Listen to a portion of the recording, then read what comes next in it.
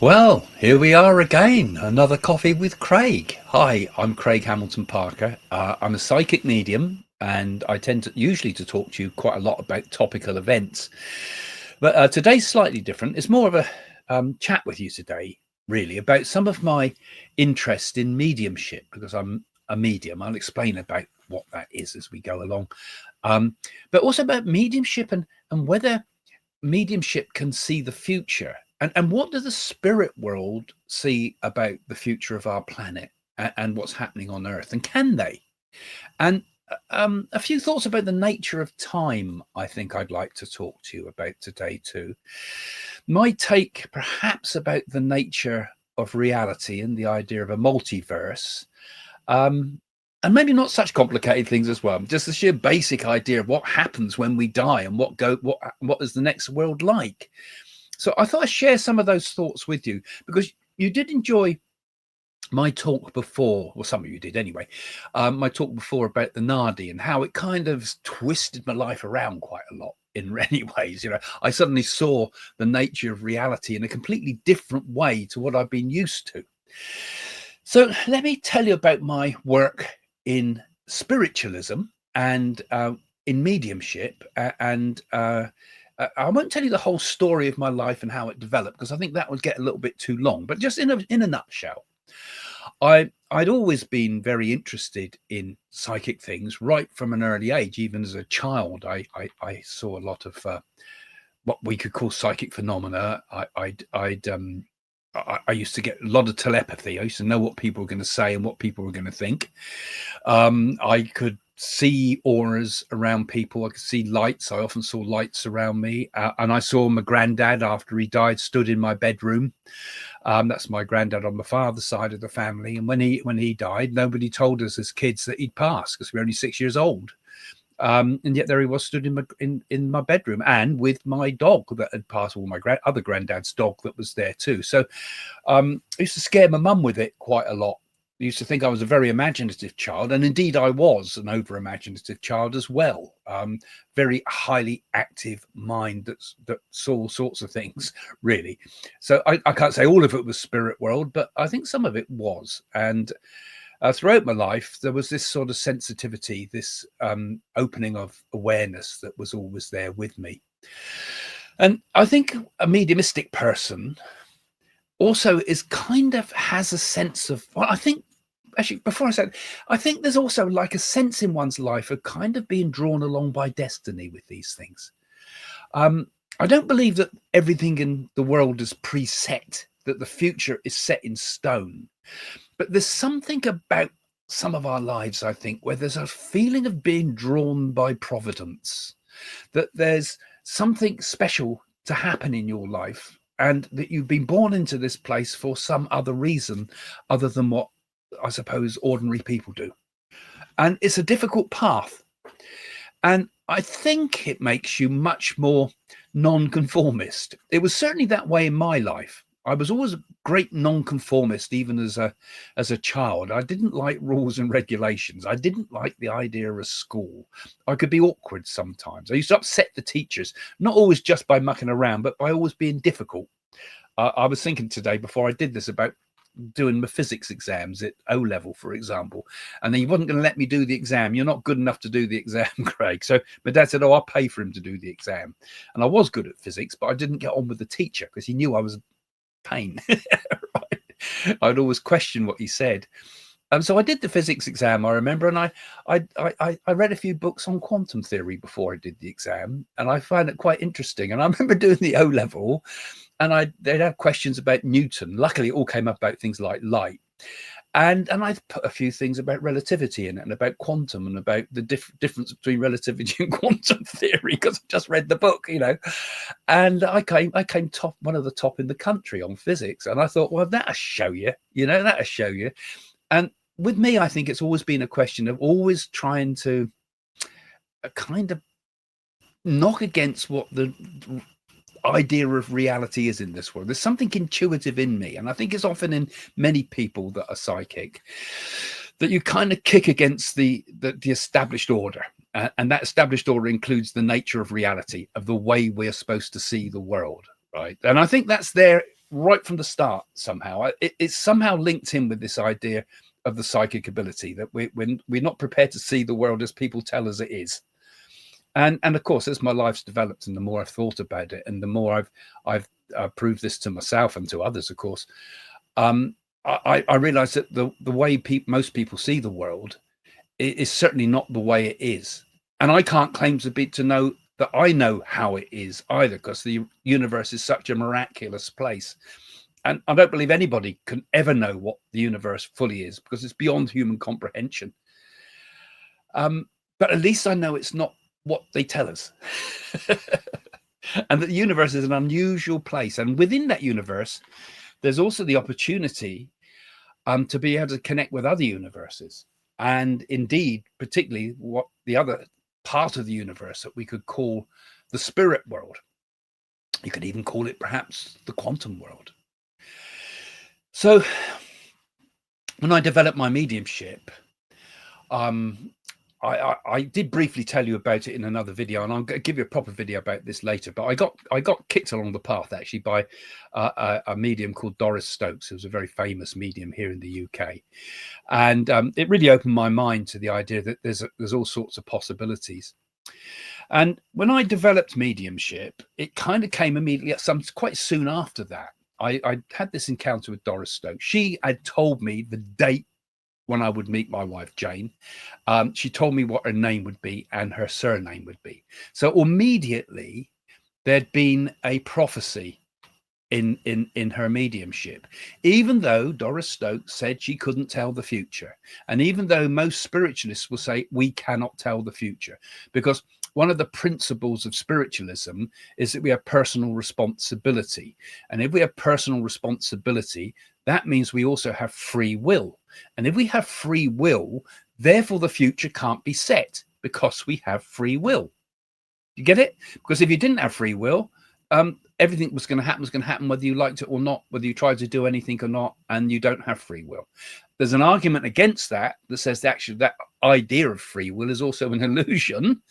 But sticking with the ideas here at the moment, if we got free will, therefore the future can be changed. But maybe it's also set, you see. So I think there's many paradoxes in the nature of reality. We obviously like to see the world in a nice, clear, simple way. It either happened or it didn't. No, maybe it happened, maybe it didn't happen, and maybe something else happened. It's a bit like the probability drive, isn't it, in Hitchhiker's Guide to the Galaxy that Elon Musk likes so much. There's a probability all the time of what could happen. But it seemed from the predictions that Doris Stokes gave me that the future was could be determined, because it happened, as Doris Stokes said, not immediately after, but it happened 9 years later. I met Jane on the 6th of March, which it happened when I was given a demonstration of mediumship, and the spirit world put us together, and was lots of strange and weird coincidences in that. But I'm not going to go running off on that story yet, because I think I'll save that one for another one for you, and I keep you interested in this channel. So if you enjoy already what I'm talking about, don't forget to subscribe to the channel if you're new to here. And again, guys, if you're here regularly, give me a thumbs up, because it always helps the channel. So, is the future set? This was one of the things that drew me in when I was first getting interested in mediumship. And I soon after meeting Doris Stokes, I started developing my mediumship with a police officer who wanted me to sit in his spiritual circle. And I've mentioned that last week, a little bit about that, but I'll just expand on it, because some of the things I was interested in is, of course, Nostradamus. I'd been very interested in Nostradamus as I sat to develop my mediumship. Now, when we first develop mediumship, it starts off, it takes some years to develop mediumship. Peter Close he was the brother of Brian Close, the cricketer, and also another medium called Bill Landis that helped me with the development. And we had what we call a circle, when a group of people sit in a circle, and many of those people that sat in the circle might even be watching this now, because they also went out and became mediums. Not everybody, but some of us.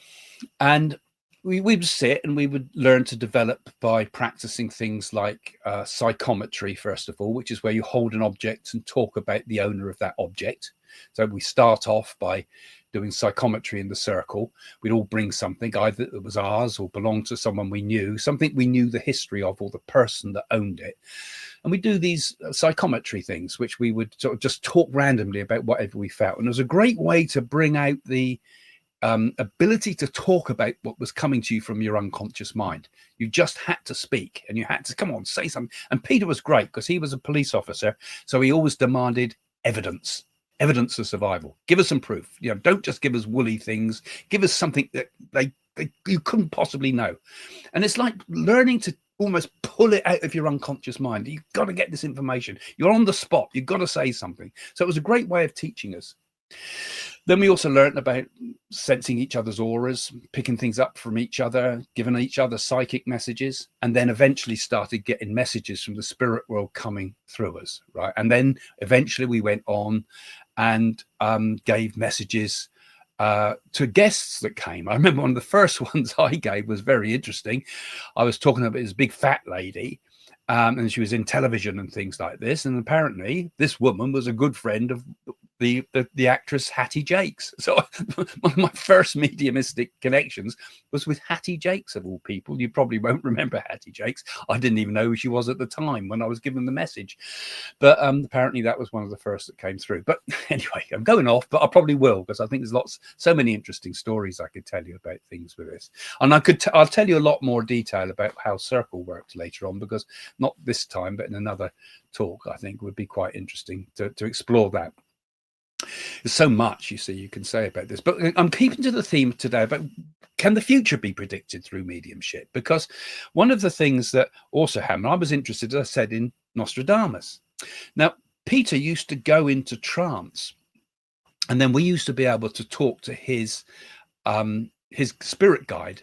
And once the circuit really develops, now by this time we've been sitting for maybe 3 years, I think, and we were ready to go onto what's called the platform. We were ready then to start demonstrating from what you call the platform, the rostrum, I suppose, in a spiritualist church, and give messages to people in the audience. That was the first. You do 3 years sort of time in circle usually. Some people do less, but they're never any good if they only do less. 3 years is about the minimum I think you need to do. Then say 10, 15 years on the platform before you could sort of really say that you're fully developed as a medium. And then your evidence is 100%, and you can get the names, you can get the addresses, you can tell people their lottery numbers and things. You can get all sorts of things. You're only a channel, you're not any better, but it takes that time to open that channel up. But anyway, I started to ask Peter Close about the future of the world, and his spirit guide Rama used to get a bit annoyed with me because I used to push him. I used to say, come on, tell me more. And at that time I wanted to know particularly about revelations and Nostradamus, and would the world come to an end? Would we have a third world war? Those are very important questions to me then, and of course even to this day we still worry about those things. Of course we do, as our very existence can be threatened by nuclear weapons. They're talking about it now. Trump said only the other day over Ukraine, you're trying to cause a third world war. That threat has been there right the way through all our lives. I can even remember when, right back when I was a kid, when the Kennedy was in power, and there was all the troubles with Cuba and things. So it's always been there in the background. So I asked him, and it was an interesting response that I got from Rama, because Rama says there's going to be a war between Iran and Iraq, he said. Well, that did happen. There was a major war between Iran and Iraq, which certainly at that time, now I'm going right back, early 80s sort of thing. And Rama was saying there would be this war between Iran and Iraq, and it happened, and it came up, and it was all on the news. And he was saying that the nuclear powers in the future will not be there won't be big nuclear wars, he said, between Russia and America and things like this. But he said, we've got to watch out for the small countries, he said. He said, in particular, Iran will develop a nuclear bomb. Now there they are talking in I suppose this must have been, I don't know about, I would have thought it was around about 1983, 1984, the sort of time where I was being told these things. And actually, we now have the threat of Iran developing a nuclear bomb. And I said, well, what will that cause? Like Armageddon? I mean, that's in the Middle East, isn't it? I mean, what that sounds terrible to me. And he said, no, what will happen is the countries of the world will come together to stop it.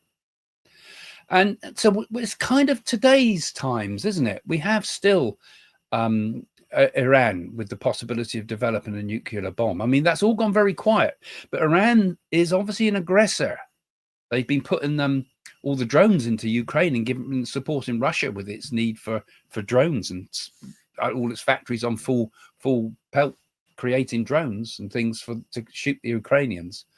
So could we not see coming up, perhaps, with all the problems that happen in the Israel at the moment, the threat from Iran, which I've spoken about before? I feel like we get a hit on Iran at some time. That's going to be taken out. But in order to do that, it would have to take all the nations of the world, or, as Trump tried to do last time, sanctions to such a level that Iran is brought to its knees and has to give up its nuclear ambitions. And I believe he also mentioned North Korea too in that talk, and said that it'd be small countries like, he said, Iran and North Korea. And now at that time, North Korea was going nowhere. I mean, it was the other beloved leader that was in control then. So it makes you wonder, is the future set? Is the future predetermined? And do the spirit world somehow know what's going on? Now, when I was trained as a medium, one of the things that spiritualism used to say, and remember, I'm a maverick, I'm non-conformist, so I wouldn't agree with things quite often. They would say, oh, you mustn't tell the future as a medium because the future's not set because we got free will, And they would also say, and they used to say to me too, you mustn't talk about reincarnation on the platform because reincarnation is not proven. Nobody can prove reincarnation. Therefore, we shouldn't talk about it. So, of course, every time I gave a talk in spiritualist churches, I would usually talk about reincarnation. And I would quite often talk about the future. Much to the joy of the audience, but the disgruntled runners of the spiritualist churches. I think it's important that we do have we can't censor what mediums have to say, but we do obviously have to be careful when people start making diagnosis from platforms, sort of suggesting drugs and things. So I do understand the meaning for rules, but not in content of the philosophy of things. But anyway, so I'm going off. But so what's my view on this? Because I've been working all my life as a medium, and I think I'm pretty good as a medium. Usually, I've always pushed myself hard to give the evidence, because Peter Close, this policeman I talked about, who taught me, he always said, you got to give evidence, Craig. Proof. And as far as I'm concerned, that's much more important than the message. A lot of people come to mediums, and we used to find it annoying at spiritualist church all the time, because all they do is message grabbers, we call them. You want the message all the time. You want the message. What's going to happen to my life? Am I going to win the pools or the lottery now? Am I going to meet someone? Am I going to be rich? Am I going to be happy? But what we got to do first is establish first, always, that we are in communication with the spirit world. And that means we've got to find out who we're speaking to in the spirit world, who that communicator is, then give proof of that communicator, and be ensured that we are actually with the person who we're supposed to be with. This is when there's an audience, particularly, that we know we're with that person. And once the communication is established, we know that we are talking to their husband or something, or we're talking to their auntie or whatever it might be. Once we know who that communicator is, then we give lots of proof and evidence for it. We give the evidence, and then we know that we've got a definite connection. And once you know you've got that connection, then we can go on and give a little bit of a message for that person in their life. But if you do it this way, you get a really strong connection, because it goes beyond psychic. You've actually got someone talking to you that's going to tell you things about that person's life. And they might be not long convoluted messages about, then you'll meet so and so, and then 3 years time you'll do this and that and that. Those the sort of message that people want. But actually that's working on a psychic level. And that psychic level is often very prone to being able to pick up the thoughts of the other person in front of you. They can often push the medium into a direction that they hear what they want to hear. And it works, because I have to work like that a lot of the time, because a lot of people say, I don't want mediumship, I just want you to tell me about the future. Well, yeah, okay, we can try to do that. And I still have to give them some proof that I'm connected with the person by telling them things about their life and things. But when you get the mediumistic connection, then it really comes in so much more powerful. Just like the way Doris Stokes said to me the date I would meet my future wife and her name. And Jane as well, and other mediums, of course, give those sort of messages, but usually once we've proven our connection with the spirit world. Now, it's a very odd thing when you connect to the spirit world, because I tend to ask them questions too about the nature of things. And it gets very interesting, because if they can see these things, what is the nature of time? Because I ask them very often, what is the nature of time over there? Because they sometimes will say, time over here is different.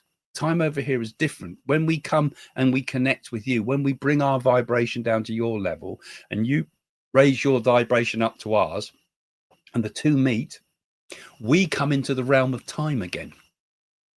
But in the spirit world, time is different. In fact, time in the spirit world is kind of fluid. The world they live in the next life is a fluid sort of world where the past and present merge together. And if you think of in our life, the future's not happened yet. The past is gone. Our experience is always focused in the now, in the present moment. And the now is a very odd and strange thing, really, because, I was talking about the now a few minutes ago then, and it's gone.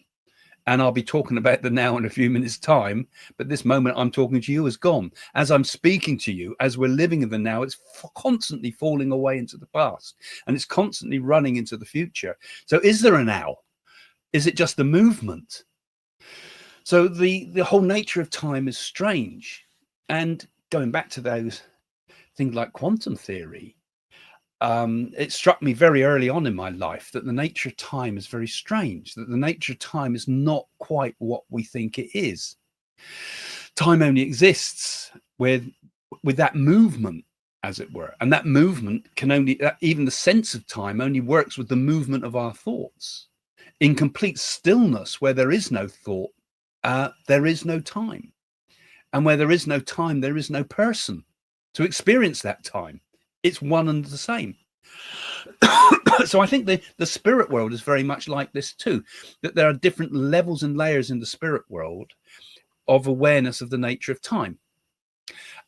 Those that are highly advanced beings in the spirit world, maybe they exist in a sense of time where everything is happening all at once. Boom, like in the quantum world. It's all happening all at once. It never was, it never is, it never will be, and yet it is. It's the two at once. And it's sort of at the same time, it's not static. There's a sense with it, it's forever new, it's forever new, it's forever life. So time gives us, makes us think. In this world, we're stuck in that world of time. So if it's like that, surely the spirit world must be able to see into the nature of time too, because if it can happen all at once, everything that's going to happen is there. And it also kicks out that idea that I was talking about, that we have personal responsibility, because perhaps when we go into the highest levels of existence, the very idea of there being will, of us being anything other than God unfolding, becomes a complete fallacy. Everything happens. Everything is. Me and every thought I have has all been preordained in advance. This very thought that you're having now has just been there for all eternity. And that the whole idea that somehow there's a me that pushes it forward is an illusion, because it's all one with the oneness of God. I mean, that's one way. And yet we also know we seem to have, tomorrow I'm going to have to go out and make some decisions about what I'm going to do next. When I get in the car, do I go forward, do I go reverse, and whatever. Our lives still have to be planned through the power of will. So it's a paradox. It's a paradox because existence is both timeless and within time simultaneously. And that's why so much of this idea about the nature of existence and the nature of the next world is beyond human comprehension. We find it very, very hard to be able to think about it in terms of time, because you can't think about it in terms of thinking, because thinking is a flowing process. Even memory is a flowing process. Everything's in a state of flux, and so we can't actually say. We like to pin it down. Our nature is we want to pin it down. That's the answer. And this is where religion sort of comes in so often, isn't it? Because religion gives you nice simple answers. It pins it all down for you. Somebody else has written all down in a book, and we can believe that. There we are. There's the answer. We only have to believe that. Now you've got no personal experience into that. You've got no direct knowledge into that. You've got no evidence in that sort of way of thinking. So religion becomes a prop, I feel, very often for those that are not prepared to think spiritually. Religion is for the non-spiritual people, right? Written by spiritual people originally, but in many respects, it's for the non-spiritual, because you're relying on someone else's truth. You're relying on someone else's answer, and you're relying on the common understanding. 1 million people could all be completely wrong, and only you've got the right answer, because you have to always live by your experience, your knowledge of things. This is what I always say so often in the talks I give on here, that it's very, very important that to our own truth be true, that we only accept really what we know to be true from our personal direct experience. And that can be partly our direct experience of the world, but also from our inner experience, which is just as important. In fact, the inner experience the inner experience is better than the external experience, because if we can live from the inside, that's where we have a state of knowing. When we try to live on the outside, as it were, and look to the outside for answers, to find our happiness outside, for example, or find our meaning in material things and then things that are going on in the world, that's when we lose ourselves and we get lost in the illusion. But it's only when we become at one with our inner self that things become clear to us, that we understand and we know that's it, and you have to learn to live from the inside. Then you're not distracted by the illusion. And just as I say, consciousness is a flow like this too. In this world, sometimes I find in my life, and it must be the same in everybody's life with this, there's times when I kind of know, I just know, I know the answers to it all. And then other times I'm just as lost in the illusion as I was when I was a child. You come in and out of consciousness. And what we're trying to do is become more conscious. A lot of the time we fall into automatic mode, which I would call unconsciousness. We fall back into our robotic mind. We fall back into our normal animal behavior, as it were. We become reactive. We become instinctive. We live asleep. And actually, 99% of the people in the world are living like sleepwalkers. They're somnambulists. They're not awake. But there's a chance always in everybody's life to awaken. That's why we're all here, to awaken. And that is part of the most important part of human existence, to awaken. And that happens within the realm of time. And it happens sometimes we're awake, sometimes we're asleep, sometimes we're awake, sometimes we're very awake, sometimes we're very asleep. And it's all a flow. And I think it's important to remember that with yourself, because often people feel, I've lost the way spiritually. I'm completely spiritually lost. I don't know where I'm going. I don't have any sense of meaning, boo-hoo-hoo, self-indulge. What you've got to actually think to yourself and remember is that sometimes you're awake and sometimes you fall off. And just very easy, you just keep coming back. Keep coming back to the inner world. Keep coming back to your inner experience and live from the inside. because the inside is actually the outside as well, but learn to live in what we seems to be the inside. That can be increased and helped by things like meditation and things like that. But it's more just a sense of letting yourself know that. You know, I do a lot of meditation in my life, and I've done lots of techniques and things in my life for all this, but those two can often be a big distraction as well. I've met people, you know, with not just within spiritualism, but within yogic organizations and so forth, who spend their whole life doing more and more Kriya yoga, or doing more and more bendy, twisty yoga, or spend more and more time doing mantras. And because they're not somehow connected with it as an experience, it's just as behavioral as running on the spot in a gym. You're not actually doing much, really. You're not actually going anywhere, you know, because you can waste your time sometimes with meditation. You can waste your time with mantras. You can waste your time with all these things, but you've got to somehow be engaged in it. You've got to live from your heart in it. You've got to live with an understanding that every single thing I'm doing is working from the inside. And then those techniques can be very helpful for all sorts of things. They can calm the mind. But all you really need to do is just sit quietly and be still. That's enough. You might try all the different breath techniques and things like that. And I teach these to people, and they're useful techniques. But more importantly is just that sense of just be. Just simple, just be, just find that inner peace that passeth understanding. It's there in each of us. And you know, it's the same in the spirit world as it is here in that respect.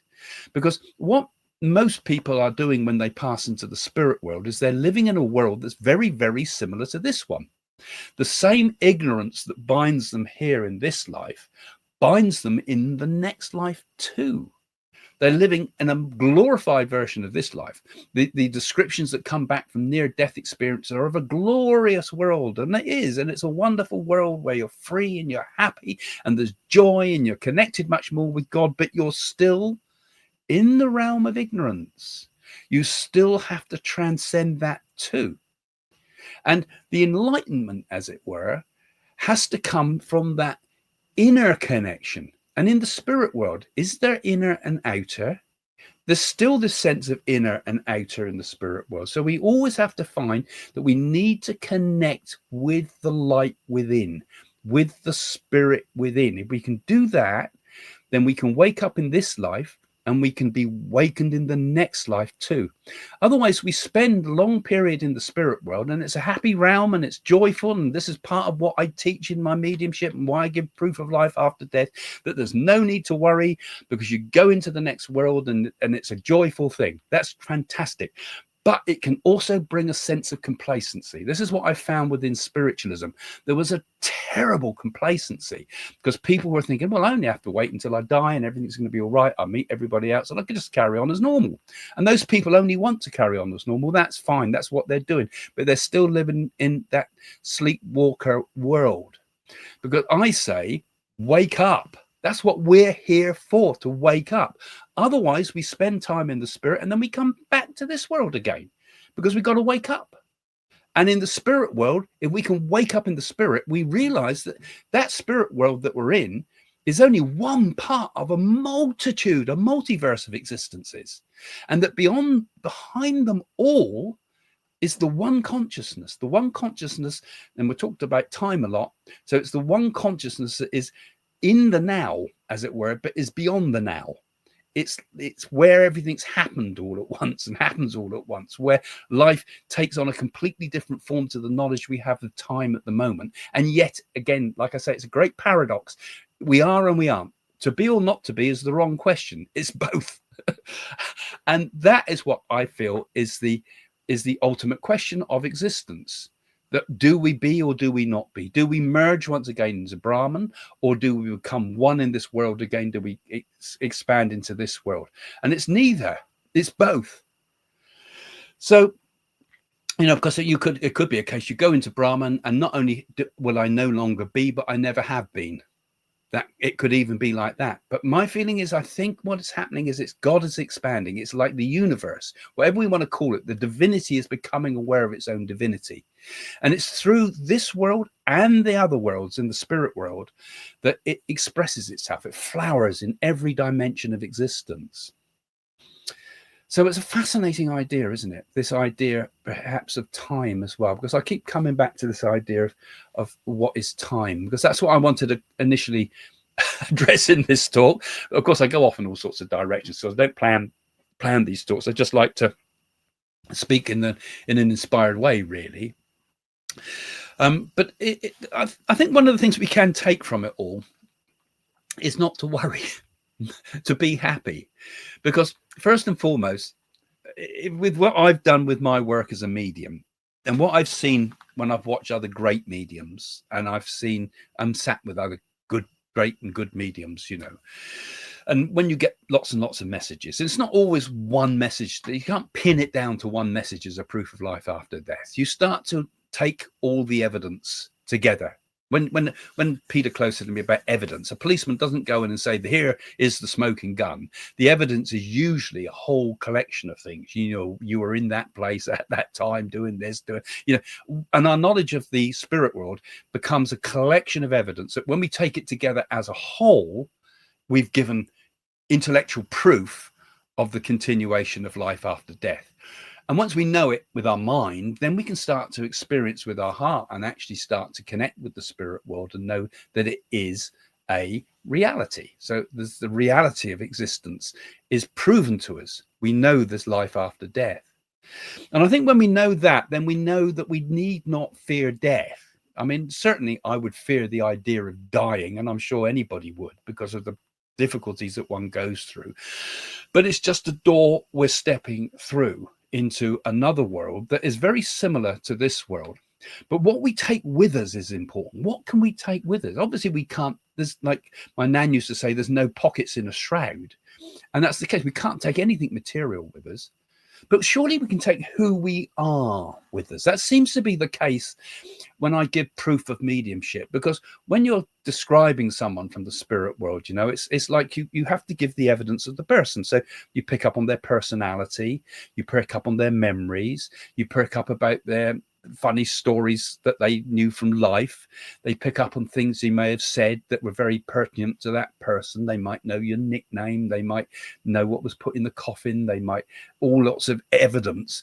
So surely if they can give all that stuff, then the human memory survives after death.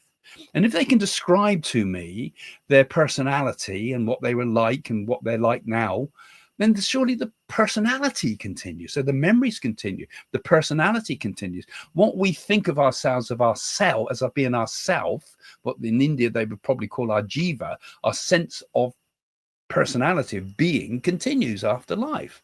So nothing to worry about on that case, because people think, oh, it's all going to be blackness, you know. And even if it was, it wouldn't be the end of things, would it? Because you know, they'll say, you know, I wasn't aware before I came to birth, and I wasn't aware afterwards. I wasn't concerned then. Why should I be concerned later?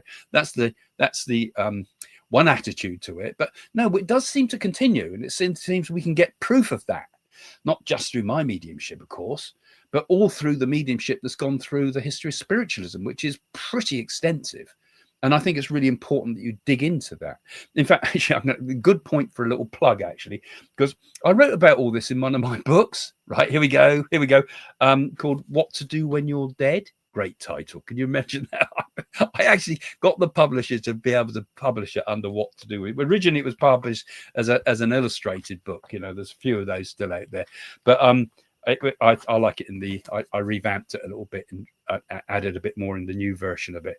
But in that book, I talked about, you know, what is the actual spirit world like? And one of the things like I've addressed from it today is the idea of time. What is time? And I'll put a link in the description if you want to get it on Amazon. You can only get it on Amazon now. But what is the nature of time? But also, what is the nature of reality after death? You know, is there multiple worlds after death? Is there a hell after death, for example? Do animals survive death? Is the sex after death? I went into all sorts of ideas in there and explained them. But I wanted to really today to talk about this nature of time, and can the spirit world indeed predict anything for our futures? And so often when you give a message to somebody, the spirit world will sometimes say something that sometimes seems crackpot. I often quote one or two. I mean, it happens all the time because people come back and said, you know, you said this and it happened to the letter. And I don't remember a word of it, you know, but because you forget it when you do mediumship, it goes through you. It doesn't retain. You just say what comes to you and it's gone. And even after 5 minutes after doing a reading, I can't even remember a thing I've said, because it's not a trance, but it's like a flow of thought. So he's not retaining it. And it's just as well. So you don't want to retain everybody's problems. But sometimes you'll say something, like Doris Stokes said that thing to prediction to me, but you'll say something to someone with such a lot of specificness. You know, there's one that I've quoted before in which I said to the woman that, you know, you meet your ex-husband, you'll meet him in a bank, you'll meet him in a Barclays bank, I said to her, and he'll tell you that he's joined a band. So that's really weird, isn't it? And yet they rang me up and said, that is what happened. I went into a Barclays bank and there he was, and he came over to me and I had no idea about this. He said he joined a band. I said, well, that was a proof. The reason that was given to was because of the proof. There was other things said in as well, and there's lots of instances, but that's one that really hit me at the time, because I said, how could I say something so specific? Because you don't know what you say. It's a bit like when I do these predictions here. Sometimes the predictions are said, and I have to ask you, oh, didn't we say that somewhere? Because like I'm in a flow of talk. I'm kind of in an inspirational state now when I speak to people. And, you know, when you do it from the platform, and even when you do it here on the internet, sometimes you say things that are very pertinent to somebody that's listening. Something odd, specific, it might be even Barclays, you know, as something that you're saying is often very pertinent, because the spirit world are kind of working with you in a kind of a inspirational way. So they're popping the thoughts into your head as you're speaking. And this is, I think, really interesting, the way it all works. So what's the purpose and the meaning of it all? Why is it all? Why are we all here? Why it's all about, you know? And I've talked about quite a lot of complicated things here today, but actually, I think when it all comes down to, when it all boils down to what it's all about love, really, because the ultimate experience of existence is oneness, and oneness comes with love. You can't have oneness is not love. It has to be love is union. Love is coming together. Love is joining. So in the spiritual terms, the closest we can come to being able to describe what existence is love. And with it, there's also going beyond form. So going beyond right and wrong, this and that. We're going into a state of what would be pure truth, which is actually beyond right and wrong. It's truth with a capital T. And that truth and love are linked together. And with it also, as we go into the highest realms of all, which is in this world, in the spirit world, and in the realms, I suppose you could call it beyond, there's also the feeling of bliss and joy, because it's the peace, because without thought, there's peace. And yet our whole existence is maintained. You know, it's not like some people go into yoga and things like that. And I think it just sounds like a sort of kind of spiritual suicide you guys are after. You know, I want to get rid of this personality and become one with the Godhead. I think, well, that's not going to really work out, is it? Really very well? Because that sounds like suicide to me. It sounds like trying to destroy your sense of self, or I'm going to end all thought. You know, and it's a similar sort of idea. That's a kind of a self-destructive idea, to end all thought. Yes, what we're talking about, the enlightenment, the knowledge is beyond thought. It's the person beyond the thinker. It's the person in us, in that deep inner self. You know, I say live from the inside. When we go to the inside and we say, I'm not this, I'm not this, I'm not this, neti they call it, or better still, you should say, I am not only this, I am not only this, I am not only this. They make a mistake with neti, I believe, because we are that, and yet we are also this, right? So we are it and we aren't it. That's what I say. It's a paradox. So you can make many mistakes on the route. And I think people that get too tied in, like I said, with too much technique, too much ways of having to do it this way or that way, get a bit lost. So keep it simple. That's what I say. And I think if you keep it simple and you live with joy, because this life is here for a twinkling of an eye, and it would be terribly sad when each of us goes to spirit and we have to let go of all the things that we hold dear in this life. But it'll all come back to us, because love never dies. It will always reconnect. We'll always be with the things that we love the most. What we send out with love will always come back to us. And I was talking to a reverend the other day who put a very interesting thought in my mind. I'll get him on the channel later on. But he said it's not the love that is given to us that's important. It's the love we give out that's important. It's like a film star can be loved by everybody, but that doesn't mean that they have love in their hearts. It's what we give out. And when we've got that, if we have a capability of love, and that comes in different ways. I'm not talking about some sentimental Valentine's Day sort of thing. I'm talking about more closer to what is compassion, love for all the beings in the world, love for all the people in your life, love for life itself. Will always have that joy, that happiness that comes from those things. It will be with us forever. Nothing is ever lost, and yet all dissolves into the infinite. Two things. It's a contradiction, and yet it's the way it is. To be or not to be is not the answer. It's both. Okay, that's my thoughts for today. But if you enjoyed my rap there again today, I'm sure there's lots more I could have said about the nature of time and predictions and things. But I occasionally like to do these. I was thinking to myself, I'll do the politically type of stuff on the beginning of the week, and one of these towards the end if I get time. But anyway, go and have a look at my book, What to Do When You're Dead, if you would, if you enjoyed what I'm talking about. I'm not just doing this just to plug the book, but obviously I spend a lot of years writing these books, and I've thought a lot about these concepts today that we've talked about, perhaps in a lot more simple form actually than the way I've expressed it today, because it was written through a publisher, so they wanted it easy to digest. But yeah, enjoy that one. What to Do When You're Dead. You'll find it on Amazon. I'll put a link in the description to my books, and you can look at all the books and you can click on the appropriate link. Okay, thanks for joining me. And yeah, if you enjoyed the channel, don't forget to follow us again, like I say, and give us a thumbs up if you've forgotten to do that. And we'll see you soon. Okay, bye for now.